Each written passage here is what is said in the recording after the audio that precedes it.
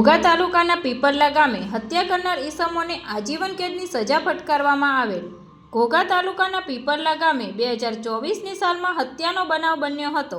વેલજીભાઈ વશરામભાઈ બારૈયા નામની આધેડની હત્યા કરવામાં આવી હતી। મેહુલભાઈ નાનુભાઈ બારૈયા અને નાનુભાઈ બચુભાઈ બારૈયા દ્વારા હત્યા કરવામાં આવી હતી। હત્યા કરનાર બંને ઈસમો સામે અલગ અલગ કલમો હેઠળ ફરિયાદ નોંધાઈ હતી। હત્યા કરનાર બંને આરોપીઓનો કેસ ભાવનગર સેશન કોર્ટ એચ.એસ. મુળિયા સાહેબની કોર્ટમાં ગયેલ।